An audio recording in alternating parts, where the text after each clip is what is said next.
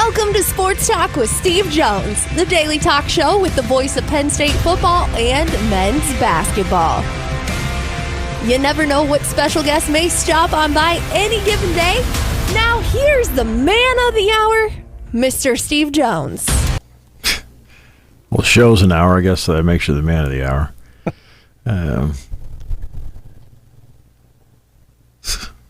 Who dresses you? I got support in the Nittany Lions. You got to show the local support. Local support? You root for a team from California. Local support? I haven't heard much from locals about that game last Sunday. I haven't heard much. They went quiet. Yeah. Yeah, so there you go. Let's get to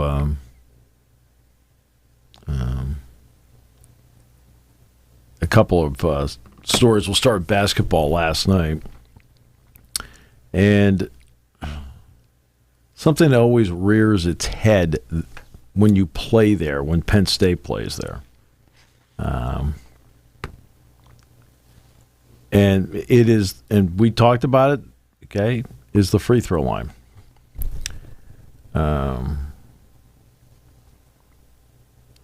And this what I'm going to say here has nothing to do with officiating.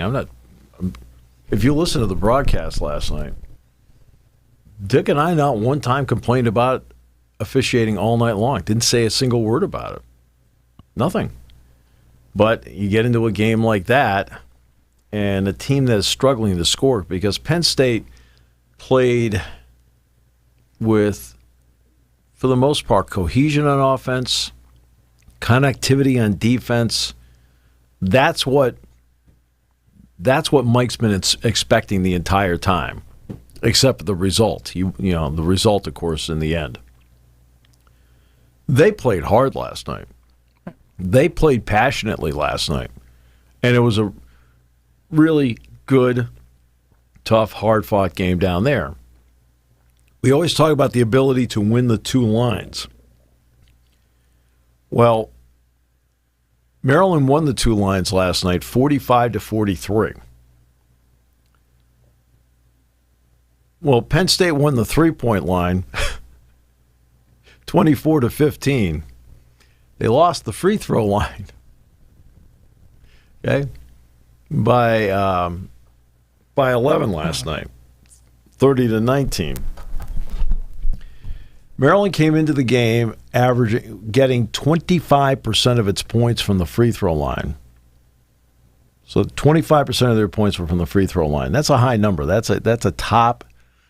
I think they're 25th in the country in that percentage. Last night, they got 38% of their points from the free throw line. And that was a big part of it.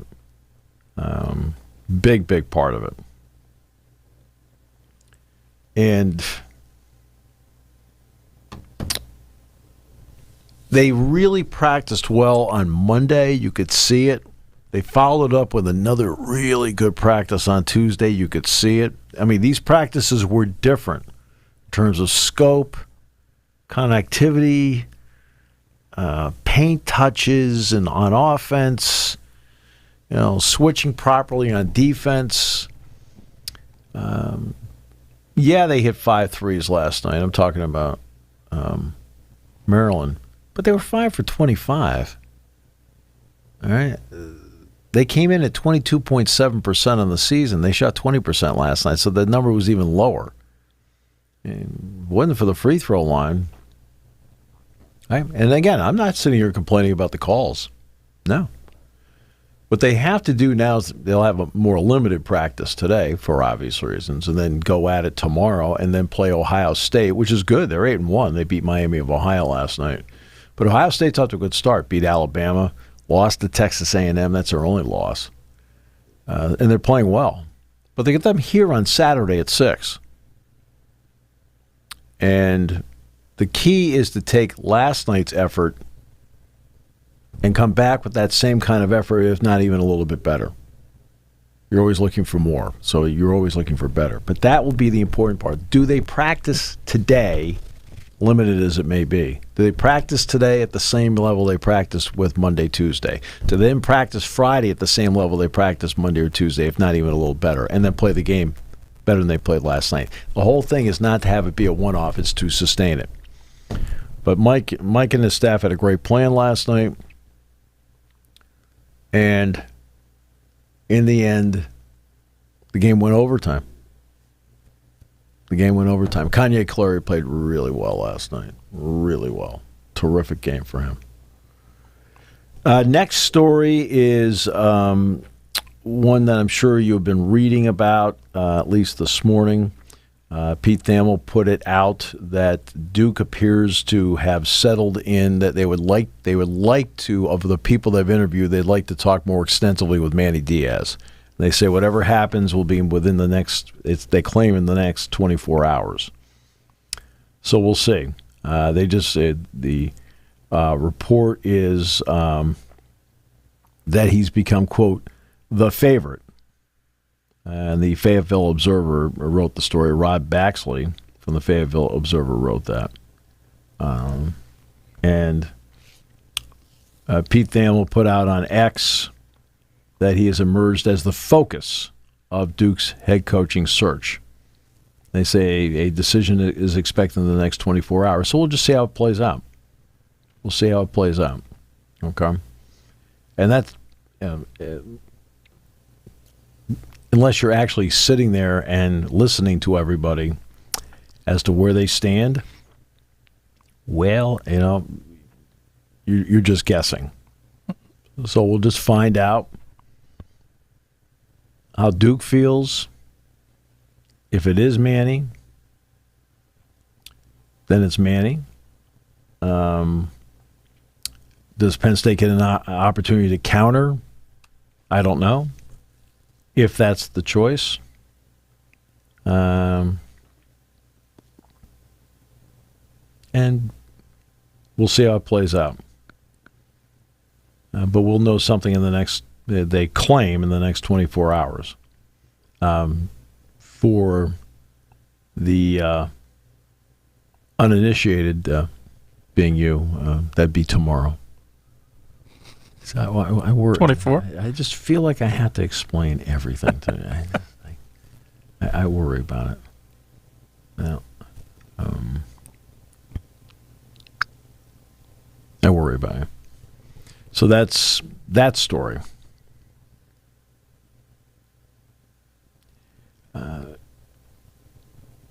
And the Juan Soto trade. Big name, does a lot of things very well.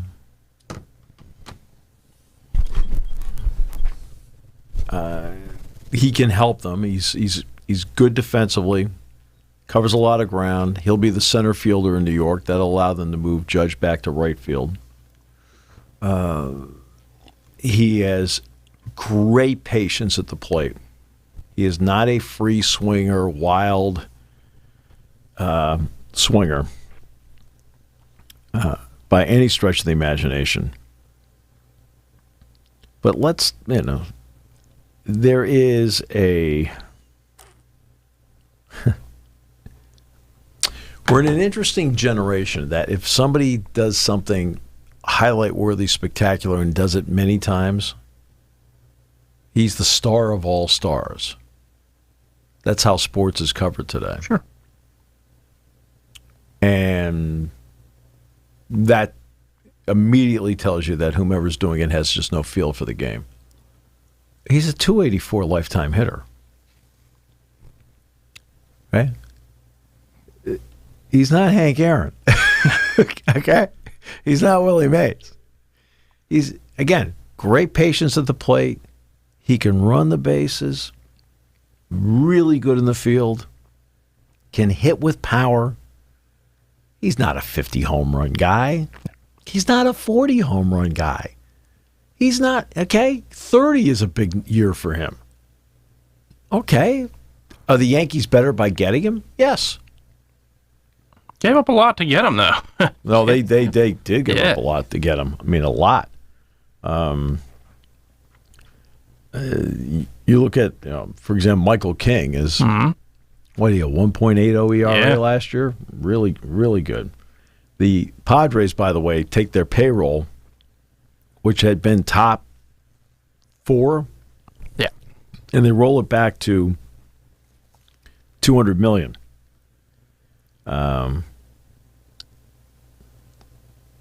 He has established himself as one of the era's most gifted hitters. I mean, he has great moments. I think he has moments. He's not consistent enough. No. I mean, I watched a few Padres games last year, especially when they were playing the Dodgers, because I do a Spikes game. You get home at 10 o'clock, and you turn on, the Dodgers are on. You watch, and they're playing the Padres or whatever. Right. And he's on deck. And hey, now I probably saw the Padres play a dozen times last year. I don't recall one significant hit in any of the games I watched. None. Now, they do give up, let's see, outfielder Trent Grisham. Or no, the Yankees got Trent Grisham as well. San Diego gets pitcher Michael King, Johnny Brito, Randy Vasquez, pitching prospect Drew Thorpe, and Kyle Higashioka, I should say. They got him, the catcher. Plus, they already have Alex Verdugo. I mean, is it one of those?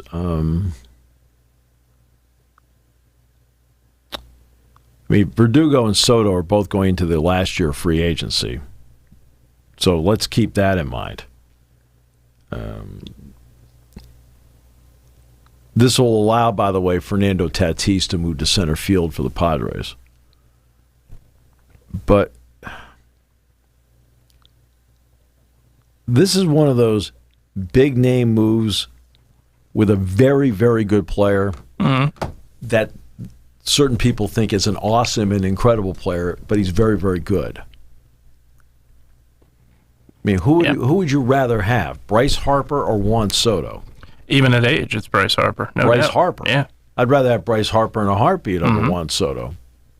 It's not a cut on Juan Soto. It's just I'd rather have that guy. I'd rather have Harper. Harper's. Now, would I rather have Juan Soto or Nick Castellanos? I'd rather have Soto. Yeah, I'd rather have Soto. Okay, but if you're going to put him in the label of star of all stars, there's a whole long list of guys I think are better players. Oh no, you look at his stats. Why don't you here? Do me a favor, take a few moments, watch the games. This was always a standard thing I said for a long time with people. I remember they would argue on the show, but I said, "Do you watch the games?" I go back to when he was. He's a very talented player. He's talented, but he's not. Is he a talented player? Yes. Does he have a good arm? It's going to make him better, yes. too. Yeah. Is he a good fielder? Yes. Yes. Is he really patient at the plate? He's not a free swinger? Yeah. Yes. Does he hit with some power? Yes, he hits with some power. I think people think he's a 50 home run guy. Which year was that? His numbers will go up because of where he's playing now. Obviously, you're playing in Yankee Stadium. That's a hitter's ballpark. There's no question about that. Not only that, but that short porch. Yeah, the short porch. But I think, to me, you go back to when the hype came. Obviously, Harper got the hype as well, and for good reason. You go back to when Soto was the prospect of the Nationals. You remember looking back 2017, 2018 to the potential this guy had. You had him neck and neck with Ronald Acuna, and now you look at it now. Acuna's a better player. It's not close. It's not even close. Acuna's a much, much better player than Soto is right now. It's not even close, and I think you're still, so many people are still basing him off potential to what he still has. Look, he's only 25. He still has a chance to be a better player. But to me, I agree with you. I think he's a good player. He's an all-star, but I don't think he's one of the top 5, 10 players in the game right now. He's played 6 years. He has 160 home runs. All right? Only twice in his career has he cleared 30 home runs. This past season happened to be 1. He's not a guy that hits for average either. Right. He's gone over 100 RBIs just twice in 6 years. Now, walks, he's led the majors in walks 3 times. I mean, which is great.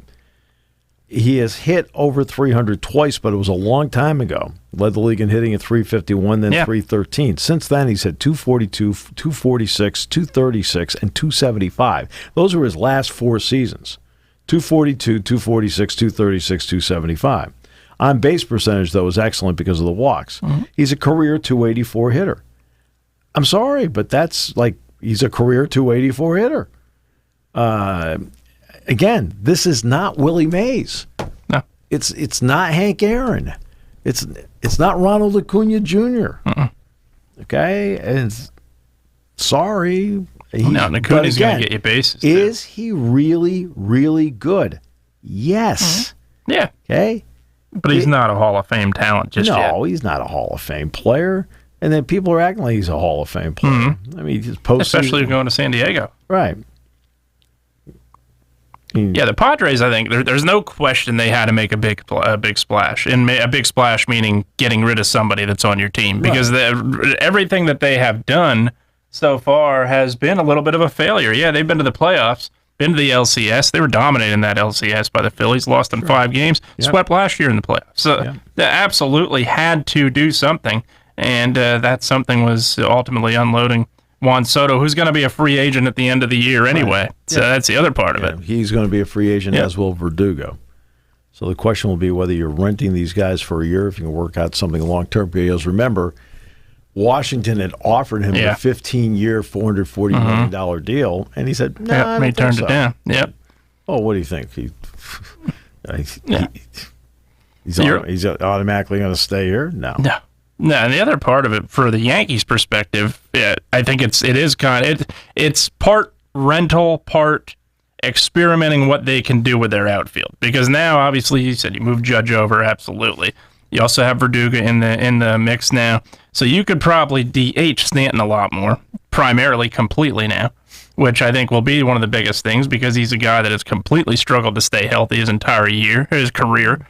And now you have that luxury now, too. You can get him out of the field, get him into that DH role where you hope he can live up to what his contract has been because he's not done that in New York so far. Hasn't even come close. No. Hasn't even come close. Yeah, and that'll obviously be one thing they'll do. And they could DH Judge if they had to, too. But I think they're absolutely going to be probably DHing Stanton if he's healthy. He'll be on the IL twice next year. He will be on the IL more than twice. I think he'll be on quite a bit. Yeah. Yeah. So your guy Greenlaw and Dom DeSandro, who's the head of security for the Eagles, apologized to each other through intermediaries this week to work through a group of intermediaries that included John Lynch.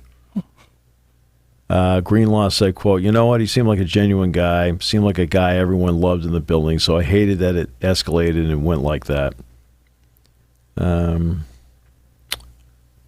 Both were ejected. Greenlaw's actually a person that plays in the game. Yeah, that's the biggest part of it.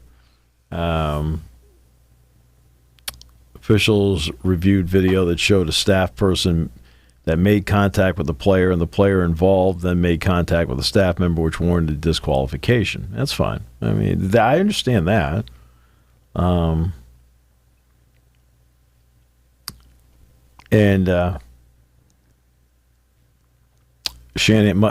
Shanahan said Dre is our enforcer. Well, evidently, based on the job description of the other guy, he's their enforcer. He's the security guy. He's the enforcer. Look, the NFL sent out a memo yesterday, and this is exactly what I talked about on Monday. They reminded that club personnel are under no circumstances allowed to engage or make physical contact with another club's players or personnel. The league asked teams to ensure that all members of their game day staff understand that their role does not extend to be involved in the game day altercations, which I pointed out. I said, all these people are saying he's a hero in Philadelphia. I said, for what? Yeah. I said, that's not his job. No. His job is if one of you people jumps out of the stands, I can see you doing it, jumps out of the stands at Lincoln Financial Field, his job is to protect Nick Sirianni. He has no role with the game. Thus, no business. Should not be. Should have no. What's he protecting Sirianni from? Greenlaw? No. He had no business. He had no business. I'm not saying he had no business being there because he's near Nick. Right. But he has no. Right. But something like that happens. His job is to walk away.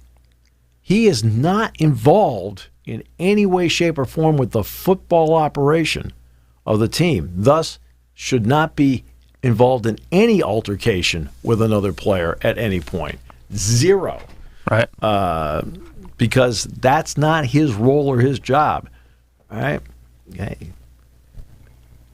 Yeah. Okay. Was Greenlaw wrong? Yeah. Was this guy wrong? Absolutely. This guy was wrong on several levels. More wrong. I agree. He was wrong on several levels. Yeah. And he's a hero. I said, for what? Man, you guys need better heroes. Yeah, that's absolutely not. But everybody does say he's beloved in the building. Yeah, and that's the part that's great with everything. Like I've heard the same thing. He's beloved. He's a great community guy. Unfortunately, none of that has anything to do with what he did on Sunday. You can't interject yourself in the game like that. That's right. And it doesn't, in terms of, if you're not involved in the game as a player or a coach, even a coach for that matter, a lot of times you can't do that. You really can't interject yourself in the position he's in. Right. And the NFL obviously sending that memo out saying this has been said repeatedly. Well, apparently wasn't said loud enough because it happened. So that's the emotion. Yeah, okay? And that's absolutely. I understand the emotion I get that part. I get it too. But you also have to know who you are and what you do. Absolutely. You can't have... You have to go into the game knowing that. Like, okay, if something happens, I gotta make sure I'm out of the way here. Yeah, absolutely. And the league got it right now, where it stands. I'm not sure in that moment if that warranted an ejection. I really don't, but obviously it's over and done with. But I think, to me, they got it right now in the sense that they're ironing it out and saying, hey, this can't happen. This can't happen on any level anymore. Unfortunately, it happened once. It can't happen a second time. And look, what happens if something has... Fortunately, that was a little bit of a scuffle where nothing major went wrong. That's right. The security's not wearing a helmet. If something happens, you throw a punch in the wrong spot, that could cause serious damage. Then that's the other part of it. Fortunately, this was a scuffle, but it wasn't too terrible. Right. Yeah, it could have been a lot worse. And as the NFL has right now, you've got to step in there and say, hey, this can't happen again. Because if it does, there's going to be bigger consequences. Yeah. And that's... and again, he's a hero. Yeah, well, he can be off the field. There's no doubt. He wasn't that day. I mean, some fan runs on the field and he tackles him. Okay, then I'm behind him all the way. I'm behind him all the way, absolutely. Yeah. But, yeah, I mean, I'm not even sure he should have been that close to the sideline. And obviously, you're protecting Sirianni in that spot, but he was awful close to the field. And I don't even know, I don't know how. Well, he's close to the field because he's supposed to be protecting near Nick Sirianni. Yeah, but I have no problem with that. But I just, that's a spot where, this can't happen. Yeah, I mean, and that's, I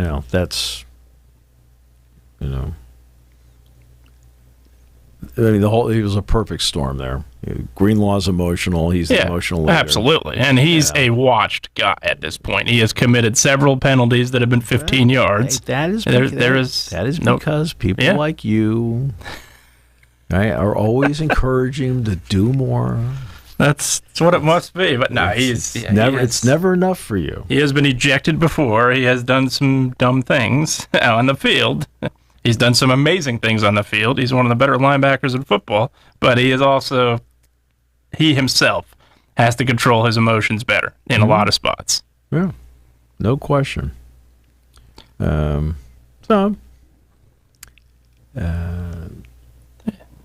49ers story, 49ers/Bears, Penn State of the day. Robbie Gould announcing his retirement. Mill Hall Zone.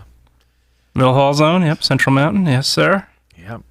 Yep. Guy that it's unbelievable, and I've said this to his face, so I don't think he has any trouble with me saying it here. I think it's amazing how much he struggled here.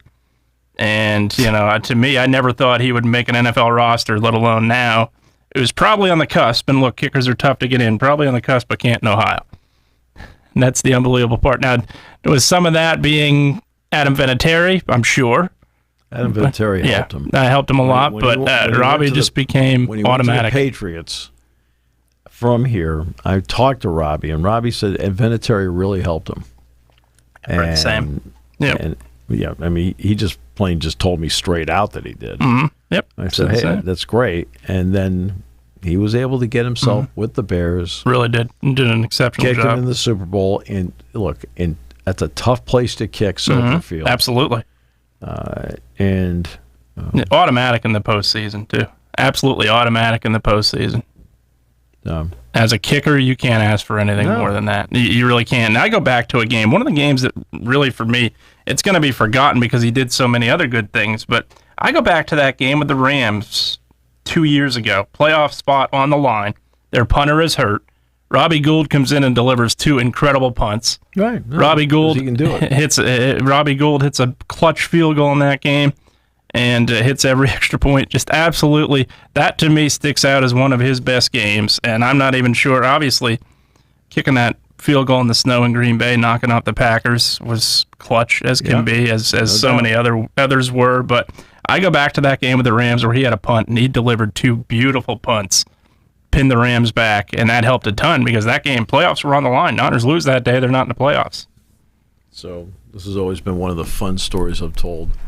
I mean, it means nothing now. Right. This is back in the days where you could have 2-a-days.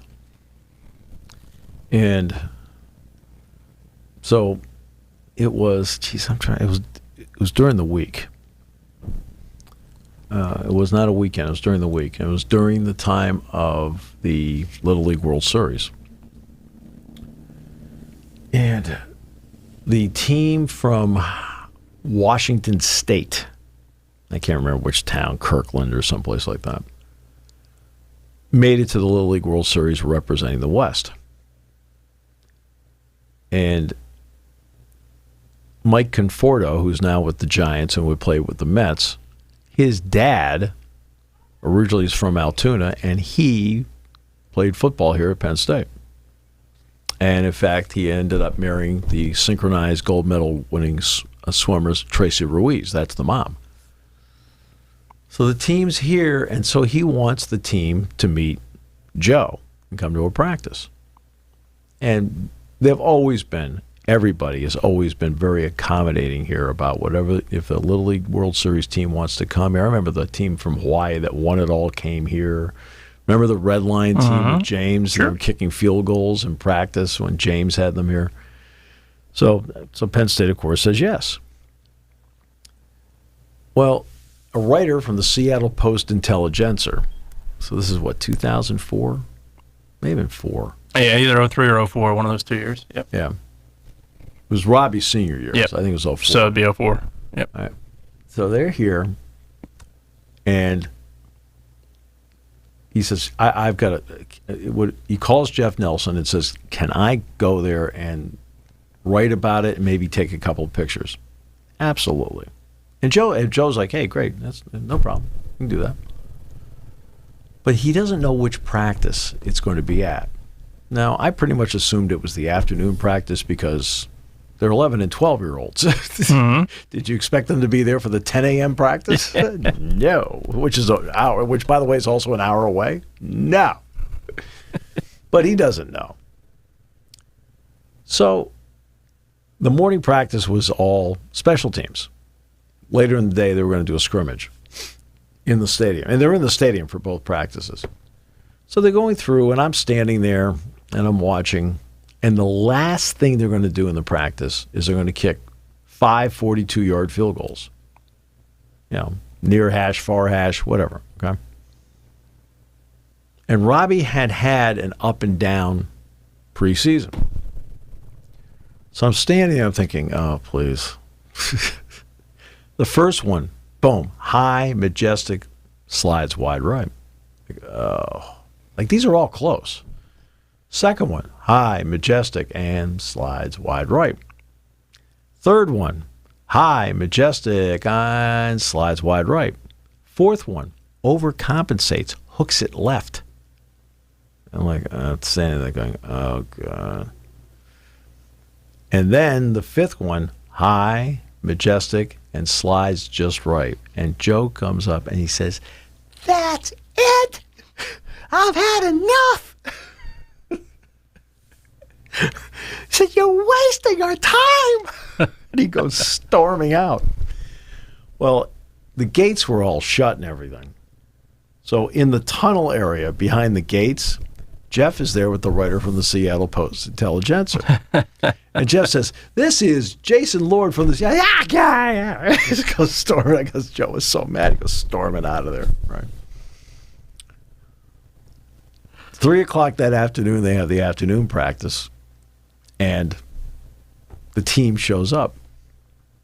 The writer is there. Right. And Mike was an 11-year-old on the team. And Joe, Mikey, says, you went 3 for 4. I mean, Joe knew everything.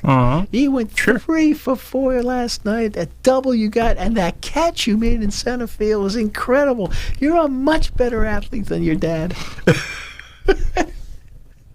And the guy's taking pictures and the whole thing, right?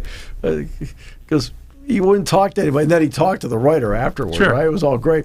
But because of Robbie Gold, he was so mad he just couldn't think of anything else when he left the first practice because he's like, oh, here we go again.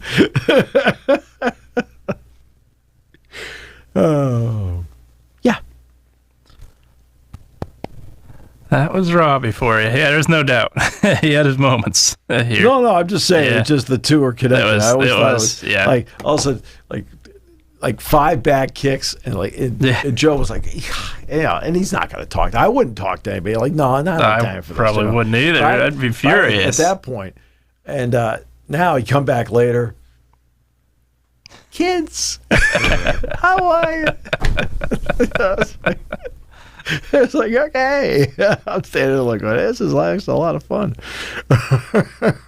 Doesn't shock me with the Conforto story because he was always that's the one great memory you have. Well, there's 100 of them, but that's still one of the great memories of Joe. And I still remember the story Michael Motti told me. Obviously, he told it again at Joe's memorial. Yeah, was about where he says, you're not making any decisions about recruiting. And then he says, what's it going to be, kid? He says, I'm here. And Rich's dad obviously says, are you sure about that, Spotty? Shut up. You heard the kid. He's coming. Yeah.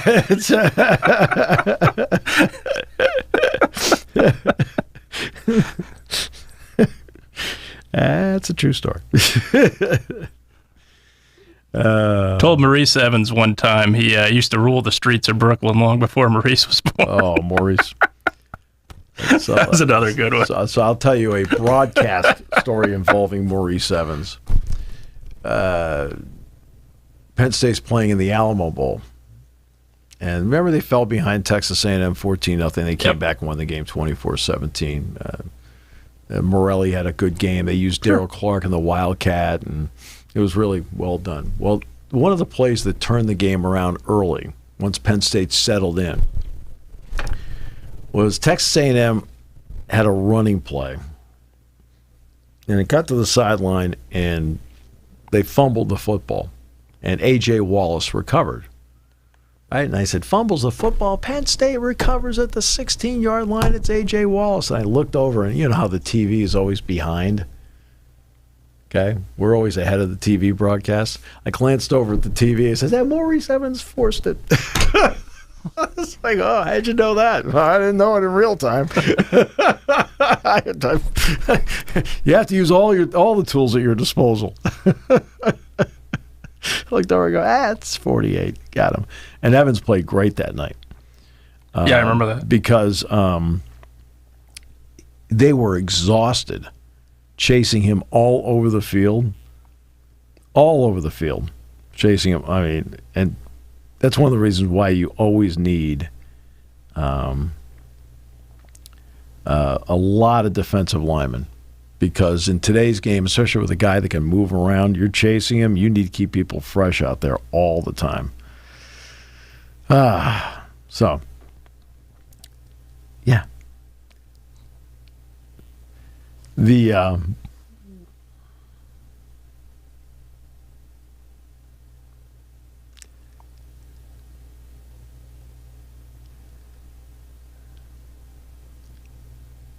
The NBA in-season tournament's almost over. Thank you. I was going to say, yippee. That's just ridiculous. LeBron James would love to have that cup, okay? He's probably the only one. Oh, by the way, did you see who Time named as its... I did. As its person of the year? Not shocked. Yeah, not shocked. I get second place again to Taylor Swift. What? Because she's not dating Kittle? That might be. She's dating Kittle, and you'd be like, oh, Taylor Swift's in the game. No, if they showed her every 5 minutes of the 49ers game, I'd be furious. Why is that? To her defense, she commented on that, and she's absolutely 100% right. Well, she just sits there. Exactly. She's sitting there watching the game. It's not her problem that they TV. She's not holding up a sign saying, here, I'm here. Exactly. Right? Take my picture. Yeah. TV is... Yeah, she is spot right on about that. Like, right. But she's the person of the year. And part of it is not just the tour, but NFL ratings going up. NFL ratings soaring up, sure. Yeah. Yeah. Fabulous. Yeah. Yeah, I wasn't surprised to see it. Obviously, the Eras tour was massive. She's a billionaire because of it. That's one of the craziest tours, I think, from the outside looking in that I've ever seen in the history of music, just based on what it did for everything. But absolutely. Well, and then she also gave $100,000 bonuses to the truck drivers. Absolutely. That was huge. And well, yeah, absolutely. That's the right way to do things. Don't forget where she came from either. I think that's a big part of her. That is a good thing. There's plenty of things you can complain about her, and look, I'm not going to disagree with a lot of them, but there's a lot of good things that she's done. Is she from the poor side of her? She's from Wyoming. She's from the good side. I'm joking. No, I'm joking. That's always a running joke I have with Shane Conlon. Yeah. Shane Conlon say, hey, Shane, this is how things going over in Sewickley? Yeah. He says, Steve, I live in the poor side. I said, Shane, there is no poor side. There's a poor side in Reading. I know that. But that's always been. Yeah, that's always been my running joke. Yeah, Wyoming's a good area. There you go. So, your guy Deion Sanders. Oh my God. He's your guy. He's your guy. When he played for the 49ers. Well, I'll tell you, the Niners. Were you all excited when he played for the 49ers? Sure. Of course you were. Sure. That's right. Added a great help to that secondary, which was badly needing him at cornerback. Eric Davis was good. He wasn't Deion Sanders. Now, as soon as he jests in San Francisco, as soon as he bolts to Dallas, the heck with him, traitor. Okay, you're like talk to the hand. That's right. I mean, I understand how you operate. That's right. Best coverage corner I ever saw. No question. I will say that. They couldn't.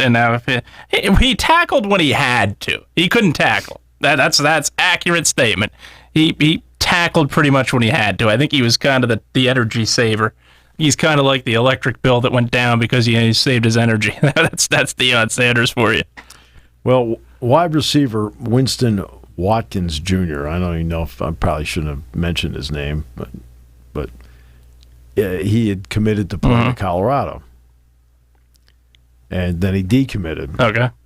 Sanders has proposed that the NCAA modify its recruiting policy to prevent players who have already committed to a program from keeping their options open. Oh, he's going to fail at that. Excuse me. Over here in the back, how many times were you a free agent in your career? Yeah. Oh. I mean, no offense. He's going to fail at that assessment. He was a free agent in his career. How many times he moved teams? 4, 5 times? As a free agent. Yeah. Well, he obviously left. It's okay for him to do it, but a kid who hasn't even signed. Washington. Yeah. But a kid who hasn't even signed. Yeah. Nope. Right? And last year he's cutting people who had signed. It's like, and didn't feel bad about it either. Nope. No, and look, I like Deion as a coach. I think he's a great coach, but yeah, that part of it. It says if you're committed, that means you're committed. That's bull. No. You can't go on other visits. No. Why would you be committed, but you're still letting kids go on other visits? That means you're just playing. The adult could take a job. That doesn't mean he's not going to be looking around for another job. It's that's the world we live in. Is that anything we should know? No. Not me, at least. Sure. Yeah, I'm sure. Anything? You kind of like brought out a pretty bold statement there. I said that, and everybody said, "Really? Oh, all right." The whole world just shook today. It's because Jerry jumped up and down. Are we finally seeing him get Jerry jumped up and down. That's why the earth shook. But yeah, point being, that's the world we live in. He's gonna have to deal with it, and if he can't deal with it, he can't coach. That's that simple. Why do you think? Now, these are three basketball coaches. Yeah. Why do you think Jay Wright, Mike Krzyzewski, and Roy Williams are no longer coaching? Mm-hmm. It's not just age. Because Jay's, 61? Yep. All right. They're not coaching anymore because they don't want to deal with this anymore. Mm-mm. No. Okay? They don't want to deal with the transfer portal. They don't want to deal with NIL. Right. They don't want to deal with commit, decommit. I mean, maybe they don't want to deal with one and done, whatever. Sure. Okay? And in an ultra competitive world, they don't want to be going through this anymore, and that's I think that they haven't said it, but I think that has a lot to do with it. I think so too. And that's from 30,000 feet trying to make an educated guess, because the timing of it was interesting. And I know I have talked to Jay since he left. I have not talked to him, though, in the past 10 months, maybe 11 months. But I was talking to somebody who's a good friend of his last week. And Jay is very happy doing what he's doing. He's like, he says, no, actually, he's pretty happy about it. But why? Because they don't want to deal with all this stuff. And this is where I give the James Franklins and the Mike Rhodes of the world and others credit, because they have adapted. They have adapted to this system. Mm-hmm. All right, if you have the transfer portal, you have to be able to use it in some way, shape, or form. Okay. NIL. We got to get as much NIL money as possible, because that is the wave of the future. You have to do that. All right. And roster construction is difficult. I mean, how do I keep this right at 85? How do I keep it in men's basketball at 13? I mean, there's so many things that enter into what you're doing, and you're constantly re-recruiting your own players. So that's why, being a head coach in today's collegiate environment is very difficult. And so, yeah, there's no doubt. I think you even look at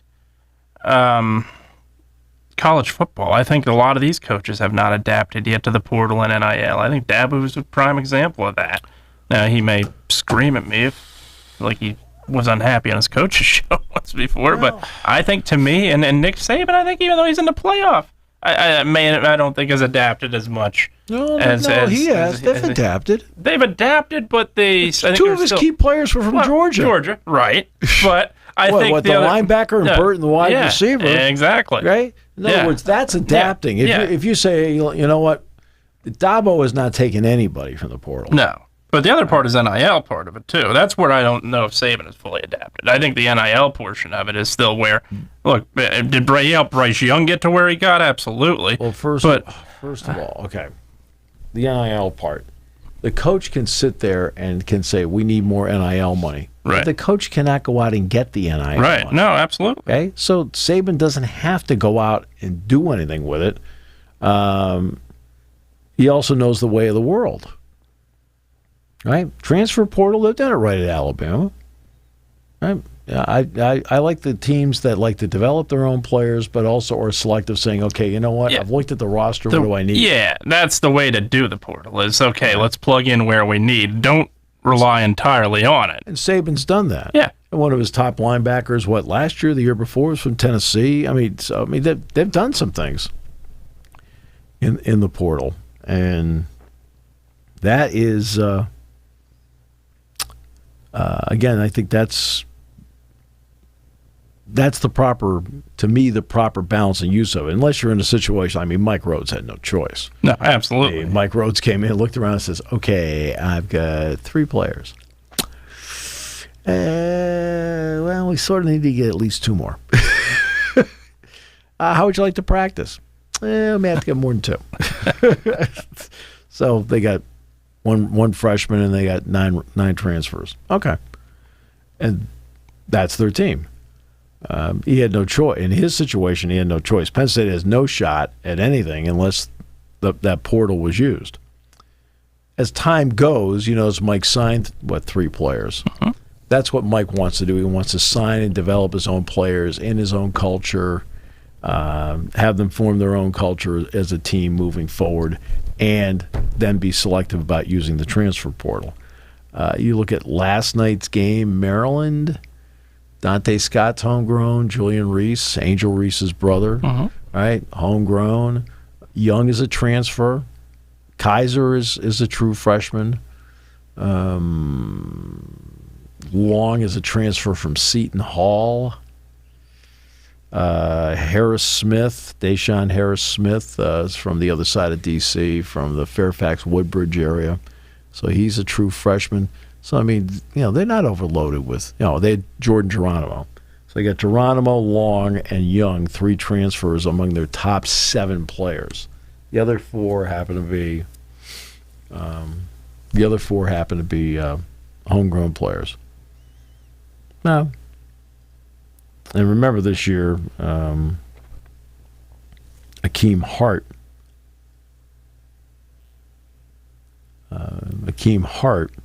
transferred to Villanova after being at Maryland. I think he was there 4 years. He's using his COVID year this year. Are you using your COVID year right now? Or? I haven't been able to use it yet. They still get on me a little bit. They keep saying I have plenty more eligibility to use. I tell you. By the way, speaking of contracts, do you hear the latest out of Michigan? 5-year deal at potentially $11 million a year. Wow. That's trust and confidence that I'm not sure I'd have right now. I don't know. Yeah, that's... I don't know. It's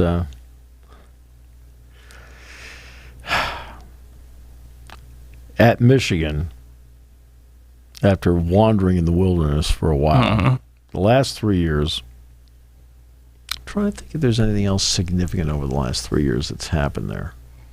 Yeah, a couple things here and there. Trying to think. They beat that team they couldn't beat for a decade. No, that's not it. Got to the playoffs a couple times. No, that's not it. Trying to think. Might have any coincidence. Been aided by assisting themselves a little bit by getting to the playoffs. There we go. I tell you, I always tell everybody, what is one of the keys in life? I said, one of the keys in life is timing. Timing means everything. And I'm over here sitting looking at the timing of this thing, and the timing of this matches up with the timing of that. Huh. Okay. Yeah, I don't know how. Yeah, that investigation is far from complete. I do not think I would be paying that much money out, but it's just me. There might be a few hundred clauses in the contract, and if that's the case, good job, but I'm still not sure I'd be paying that money out. Yeah. Yeah. I would like to have the Peach Bowl president on next week. Nice. Yeah. They were extremely excited, and they were excited probably for... First of all, I've never met Gary Stokan. I've never. No, but my understanding is that everybody that, mutual friends, say he is an awesome guy. Yeah, like and they were a good guy is an awesome guy. And even after the loss to Michigan, Penn State was top priority for them. Like they were looking at them as early as beginning of November. That the Peach Bowl wanted Penn State in there, and thought it'd be a great fit for the Atlanta folks, and it is. It really is. It's a perfect match. Yeah, and it's a good matchup too. And Ole Miss is going to be a good game. Should be a very good game. Yep. But yeah, so we might get the Peach Bowl president I like that. Nice. Asked if you were doing the show, and there was hesitation. Well, I'll tell you, that's jeez, they still, that NFC Championship in Atlanta was almost over a decade ago by now. I still don't have the statute out by now on that one. Those darn Phillies beat the Braves twice. I'll tell you. Then there's this email, right, from local authorities in Atlanta. They're asking me if you're showing up at the game.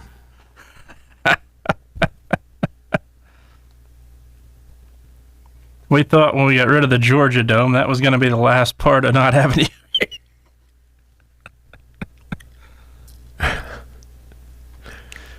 I'm just telling you. Not signed by Arthur Blank. No, that's good. But it's signed by a bunch of people. Signed by Arthur Blank, I might not even be able to get into hardware stores anymore either. Then I'd be in trouble.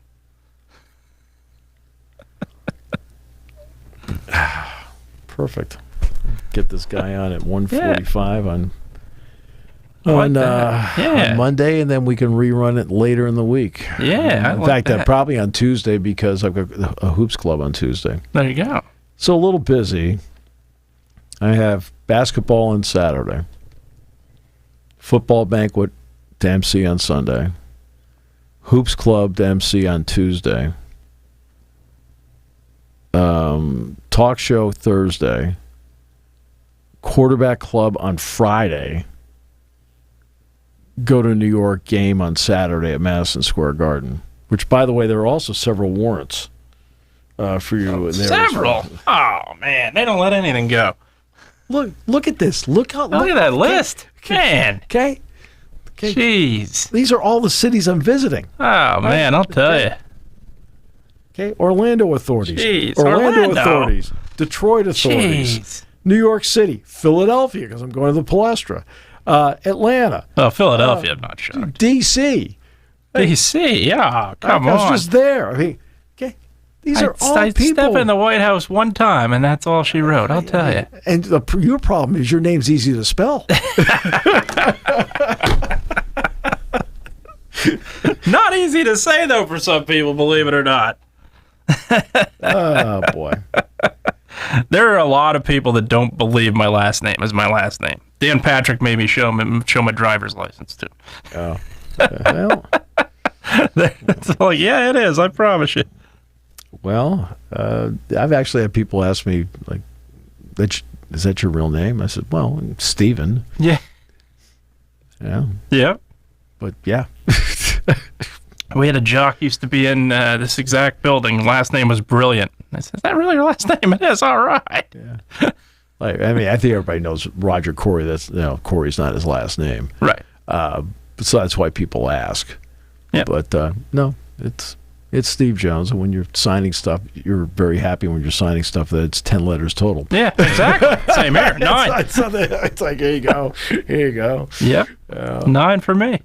So that's why I always kid Jack. I said, hey, you're in great shape. 7 letters, I only have to do 10. Nice. It's not something extensive where you got to... Okay. All right. That wraps it up for today. Probably have more information tomorrow and see how everything plays out over the next 24 hours and go from there here on 7 Mountains Media.